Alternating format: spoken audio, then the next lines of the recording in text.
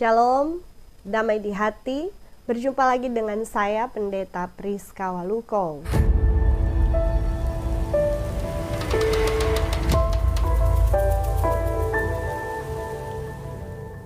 Saudara-saudara yang diberkati Tuhan, senang sekali saya boleh menyapa saudara melalui perenungan firman Tuhan di saat ini yang terambil dalam Perjanjian Baru, Kitab Galatia pasal 6, ayat 1 sampai ayatnya yang ke-18. Sebelum membaca dan merenungkan firman, marilah kita berdoa. Tuhan Yesus, Tuhan kami memuji dan memuliakan Engkau untuk kasih setia dan rahmat-Mu, anugerah keselamatan yang boleh kami terima oleh-Mu. Kami bersyukur untuk pekerjaan Roh Kudus yang terus menggerakkan kami, menghentar kami untuk selalu merindukan kebenaran firman. Karena itu saat ini kami hendak membaca dan merenungkan firman. Tolonglah kami ya Roh Kudus supaya kami boleh mengerti, memahami, terlebih melakukan firman dalam ketaatan. Terlebih hamba-Mu yang telah Engkau persiapkan ini, mampukanlah hamba menyampaikan isi hati Tuhan, menjadi berkat bagi semua yang merenungkan firman. Di dalam nama Yesus firman kehidupan. Amin. Ada dua perikop dalam bacaan ini. Yang pertama, saling membantulah kamu, dan yang kedua, peringatan dan salam.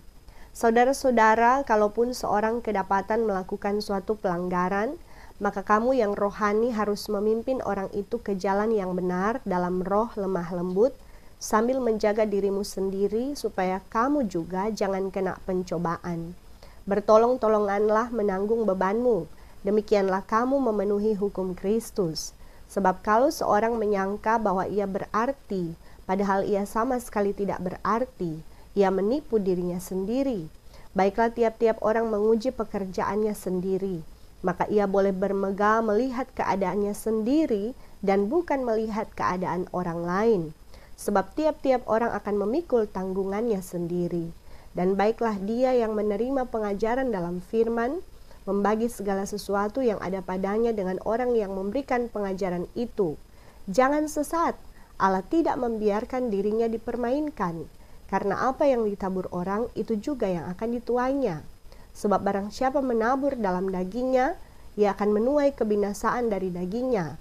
Tetapi barang siapa menabur dalam roh, ia akan menuai hidup yang kekal dari roh itu. Janganlah kita jemu-jemu berbuat baik, karena apabila sudah datang waktunya, kita akan menuai jika kita tidak menjadi lemah. Karena itu, selama masih ada kesempatan bagi kita, marilah kita berbuat baik kepada semua orang, tetapi terutama kepada kawan-kawan kita seiman. Lihatlah bagaimana besarnya huruf-huruf yang kutulis kepadamu dengan tanganku sendiri. Mereka yang secara lahiriah suka menonjolkan diri, merekalah yang berusaha memaksa kamu untuk bersunat, hanya dengan maksud supaya mereka tidak dianiaya karena salib Kristus. Sebab mereka yang menyunatkan dirinya pun tidak memelihara hukum Taurat, tetapi mereka menghendaki supaya kamu menyunatkan diri, agar mereka dapat bermegah atas keadaanmu yang lahiriah. Tetapi aku sekali-kali tidak mau bermegah, selain dalam salib Tuhan kita Yesus Kristus, sebab olehnya dunia telah disalibkan bagiku, dan aku bagi dunia. Sebab bersunat atau tidak bersunat tidak ada artinya, tetapi menjadi ciptaan baru itulah yang ada artinya. Dan semua orang yang memberi dirinya dipimpin oleh patokan ini, turunlah kiranya damai sejahtera dan rahmat atas mereka dan atas Israel milik Allah. Selanjutnya, janganlah ada orang yang menyusahkan aku, karena pada tubuhku ada tanda-tanda milik Yesus. Kasih karunia Tuhan kita Yesus Kristus menyertai roh kamu, saudara-saudara. Amin. Saudara-saudara, biarlah damai dan sejahtera oleh Roh Kudus melingkupi hati dan pikiran saudara, dimanapun saudara berada di saat ini. Saudaraku, bacaan kita di saat ini dalam kitab Galatia merupakan surat Rasul Paulus kepada jemaat-jemaat di Galatia. Galatia adalah sebuah provinsi Roma di Asia Kecil. Jemaat-jemaat ini dirintis oleh Rasul Paulus sendiri dalam perjalanan misinya. Paulus mendapati di Galatia ada orang-orang yang menentangnya dengan meragukan kerasulannya. Karena dahulu sebelum bertobat, ia adalah seorang penganiaya jemaat. Mereka ini dari kalangan Jewish atau orang Yahudi yang membawa ajaran salah bahwa untuk menjadi pengikut Yesus, para Gentiles atau orang-orang bukan Yahudi harus terlebih dahulu diterima di komunitas Yahudi dengan cara menjalankan hukum Yahudi. Salah satunya adalah harus disunat. Paulus selaku rasul yang diutus kepada orang bukan Yahudi dengan tegas membantah ajaran salah ini. Karena satu-satunya dasar untuk menjadi percaya adalah beriman kepada Yesus Kristus. Orang yang beriman akan dituntun Roh Kudus untuk memiliki ketaatan, melakukan apa yang Tuhan kehendaki. Saudaraku, secara khusus bacaan kita terdapat di pasal 6 ayat 1-18. Bagian ini merupakan satu bagian, mulai pasal 5, yang berbicara tentang kehidupan praktis sebagai orang percaya yang sudah menikmati anugerah dan kemerdekaan di dalam Yesus. Paulus menunjukkan bahwa hukum Yahudi atau yang dikenal dengan hukum Taurat bukanlah jalan keselamatan, tetapi iman kepada Yesuslah yang menyelamatkan. Artinya, hukum Taurat tanpa Yesus hanyalah sebuah kuk atau beban yang berat untuk dilakukan. Dan tidak ada yang mampu memikulnya. Tetapi bersama Yesus, hukum apapun akan ditaati dengan sukacita. Karena Yesus sendiri telah menanggung hukum secara sempurna. Demikianlah orang yang percaya Yesus dibenarkan dan diselamatkan. Sebelum ke pasal 6, Paulus menulis tentang buah-buah roh di pasal 5 ayat 22-23. Untuk menegaskan bahwa orang yang telah menjadi milik Kristus akan dikuasai roh, sehingga tidak lagi hidup dalam perbuatan daging. Sebaliknya hidup dalam buah-buah roh. Tidak akan gila hormat, saling mendengki, dan saling menantang. Karena itu di pasal 6, Paulus menjabarkan bagaimana praktek hidup orang percaya dalam kehidupan bersama sebagai satu persekutuan tubuh Kristus atau gereja. Ayat 1 dan 2 menekankan tentang bagaimana memenuhi hukum Kristus. Hukum Kristus menunjuk pada hukum kasih. Yesus mengajar perintah baru kepada para murid sesaat sebelum kematiannya yang tertulis dalam Injil Yohanes 13 ayat 34-35. Yesus berkata, "Aku memberikan perintah baru kepada kamu, yaitu supaya kamu saling mengasihi. Sama seperti aku telah mengasihi kamu, demikian pula kamu harus saling mengasihi. Dengan demikian semua orang akan tahu bahwa kamu adalah murid-muridku, yaitu jikalau kamu saling mengasihi." Bahkan dengan tegas Yesus menjawab orang-orang Farisi dan ahli Taurat yang mencobainya untuk melihat setaat apa Yesus pada hukum Taurat. Tertulis dalam Injil Matius 22 ayat 37-40.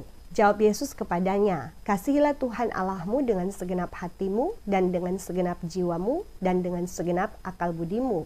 Itulah hukum yang terutama dan yang pertama. Dan hukum yang kedua yang sama dengan itu ialah, kasihilah sesamamu manusia seperti dirimu sendiri. Pada kedua hukum inilah tergantung seluruh hukum Taurat dan kitab para nabi."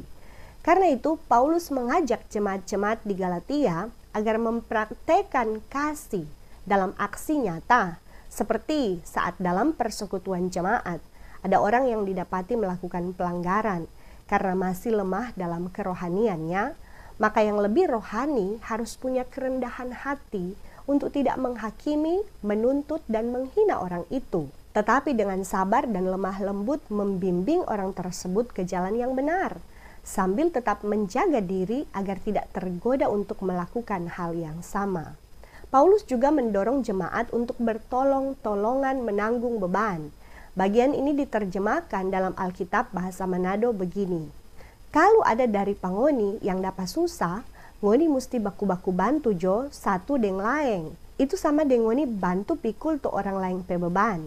Kalau ngoni baku bantu begitu, ngoni so baking tu perintah yang Kristus dah suruh for ngoni mo baking." Ayat 3-5, Paulus menyadarkan orang tentang bahaya tinggi hati dan kesombongan rohani, yakni suatu sikap yang merasa diri lebih baik dari orang lain, lebih penting dari orang lain, bahkan lebih suci dari orang lain. Padahal kenyataannya, tidak ada satupun manusia yang lebih baik dari sesamanya, karena semua manusia telah berbuat dosa dan telah kehilangan kemuliaan Allah, kata Paulus dalam Roma 3 ayat 23. Tetapi bagi yang mengakui dosanya, maka Tuhan yang setia dan adil akan mengampuni segala dosa kita dan menyucikan kita dari segala kejahatan kita. Kata Yohanes dalam 1 Yohanes 1 ayat 8 dan 9. Karena itu Paulus mengingatkan untuk menguji pekerjaan sendiri dan melihat keadaannya sendiri, bukan melihat keadaan orang lain. Dengan kata lain, Paulus menasihati mereka untuk tahu introspeksi diri sebelum menghakimi orang. Karena setiap orang akan memikul tanggungannya sendiri di hadapan Tuhan yang akan datang sebagai hakim pada hari penghakiman. Ayat 6-10 merupakan arahan Paulus bagi jemaat agar menghargai pemimpin rohani di jemaat yang telah memberikan pengajaran firman yang berguna untuk membangun hidup rohani jemaat. Hal ini penting karena para pelayan Injil berbicara atas nama Tuhan, sehingga tidak menghargai pelayan firman berarti tidak menghormati firman, dan itu berarti tidak menghormati Tuhan yang berfirman. Karena itu dengan tegas dan keras Paulus berkata, jangan sesat. Allah tidak membiarkan dirinya dipermainkan. Kata dipermainkan dalam bahasa aslinya menggunakan kata diolok-olok. Artinya, jika tidak menghargai pelayan firman sama dengan mengolok-olok Allah. Karena itu, Paulus mengingatkan agar lebih baik orang menabur dalam roh, bukan dalam daging. Karena menabur dalam roh akan menuai hidup yang kekal, tetapi menabur dalam daging akan menuai kebinasaan.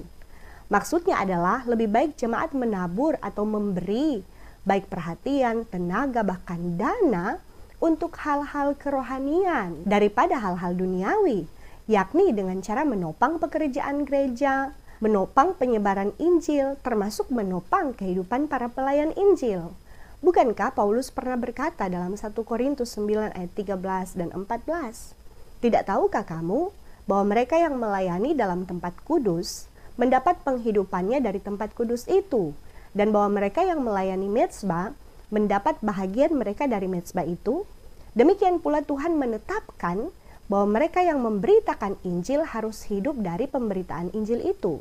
Paulus menghimbau agar jemaat jangan jemu-jemu berbuat baik, karena akan tiba waktunya menuai kehidupan kekal bagi yang tidak menjadi lemah. Selama masih ada kesempatan, teruslah berbuat baik kepada semua orang yang tidak beriman sekalipun, tetapi terutama kepada sesama orang beriman. Ayat 11-18 merupakan peringatan dan kalimat-kalimat penutup dari surat Paulus yang mengajak jemaat untuk memandang kepada salib Kristus sebagai hal terpenting dalam hidup.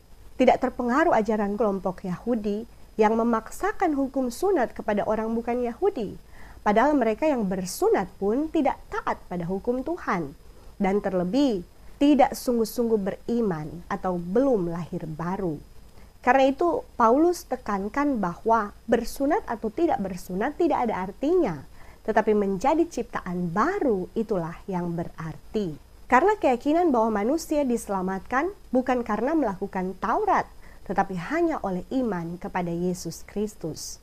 Sebagaimana Paulus nyatakan bahwa ia sungguh-sungguh beriman kepada Yesus yang dibuktikan pada tanda-tanda milik Yesus yang ada di tubuhnya. Ini menunjuk pada bekas luka penganiayaan dan penderitaan yang Paulus alami saat melakukan pelayanan Injil, seperti yang tertulis dalam 2 Korintus 11 ayat 23-25. Saudaraku, menjelang masa raya Advent, melalui bacaan Alkitab ini kita pun diingatkan lagi akan perintah Yesus untuk saling mengasihi. Karena kehadiran Yesus di dunia ini pun melalui peristiwa Natal adalah pernyataan kasih Allah yang begitu besar bagi dunia ini, bagi saya dan saudara, dalam Yohanes 3 ayat 16. Karena itu marilah kita menyatakan kasih Tuhan kepada sesama dengan cara jangan jemu-jemu berbuat baik. Kita terpanggil berbuat baik bukan untuk mendapatkan keselamatan, karena kita diselamatkan hanya oleh iman kepada Yesus Kristus. Tetapi berbuat baik merupakan buah dari iman kita. Bersyukurlah kita gereja Tuhan yang telah menerima Roh Kudus, sehingga Roh Kudus yang bekerja memampukan kita hidup oleh Roh dan menabur dalam roh dengan cara menampakkan buah-buah roh dalam perbuatan nyata, seperti menolong orang yang berbeban, baik itu orang yang tidak seiman dengan kita, terlebih orang yang seiman. Kita harus bertolong-tolongan menanggung beban selaku tubuh Kristus, gereja Tuhan. Harus sehati sepikir. Jika ada yang susah, kita pun merasa susah, sehingga berusaha untuk menolong yang susah hidupnya. Bukan susah melihat orang senang, senang melihat orang susah. Kemudian dalam persekutuan, jika kita telah hidup dalam kerohanian yang baik, janganlah kita menjadi sombong rohani dan merendahkan sesama yang masih lemah dalam kerohanian. Topanglah pekerjaan gereja dengan memberi untuk pelayanan, pembangunan, dan berdiakonia. Memberi untuk hamba Tuhan agar menopang kehidupan pelayanannya, sehingga Injil semakin dia sebarkan dengan leluasa, dengan lebih baik. Saudara, janganlah kita pelit memberi untuk pekerjaan Tuhan atau untuk hal-hal kerohanian. Tetapi untuk keinginan daging, kita tidak hitung-hitungan, bahkan sangat boros. Memberi persembahan hanya sisa-sisa dari uang belanja kita. Apalagi jika sama sekali tidak mau memberi persembahan atau perpuluhan. Inilah contoh bahwa kita sedang menabur dalam daging, bukan dalam roh. Yang artinya kita sedang menanti waktu menuai kebinasaan, bukan menuai hidup kekal. Hati-hati saudara. Dengan tegas Paulus berkata, jangan sesat, Tuhan tidak membiarkan dirinya dipermainkan. Paulus memastikan ada waktu yang sudah ditetapkan bagi kita untuk menuai apa yang telah kita tabur, asalkan kita tidak menjadi lemah. Karena mungkin kebaikan kita seakan tidak dihargai, atau kebaikan kita malah dibalas dengan kejahatan, dan berbagai hal yang membuat kita pada akhirnya menyerah berbuat baik, lelah berbuat baik, bahkan berhenti berbuat baik. Saudara, agar kita tidak jemu-jemu berbuat baik, maka motivasi perbuatan baik kita pun sangat menentukan. Janganlah kita berbuat baik untuk memegahkan diri, supaya mendapat pujian, apalagi minta bayaran. Tetapi kita orang percaya, berbuat baik hanya dimotivasi oleh salib Kristus. Tanpa salib Kristus, perbuatan baik kita sama dengan perbuatan baik orang-orang yang tidak percaya Tuhan. Ingatlah bahwa jika kita sungguh-sungguh adalah ciptaan baru di dalam Yesus Kristus, maka hidup kita pun akan menunjukkan tanda-tanda milik Kristus, bukan tanda-tanda milik dunia. Apa tandanya? Jika kita hidup dalam kenikmatan dunia, gelimang harta, zona nyaman, tetapi kita tidak tergerak untuk berbagi dengan sesama yang menderita. Kita tidak menopang pekerjaan Tuhan. Kita hanya mengumpul dan menyimpan tanpa pernah memberi. Tapi tanda milik Kristus jelas dalam hidup orang yang rela berkorban, berbagi berkat, bahkan bersolidaritas dengan sesama yang menderita. Jika ia diberkati, ia tidak bisa tidak menjadi berkat. Selalu ingin memberi dan memberi, apalagi untuk menopang pelayanan Injil. Ia tidak menahan-nahan apa yang ada padanya.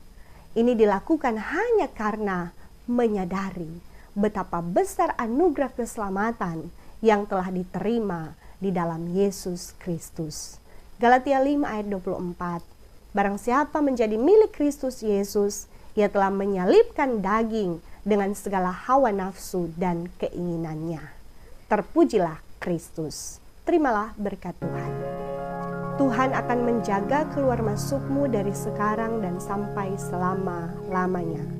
Amin. Sampai jumpa saudara.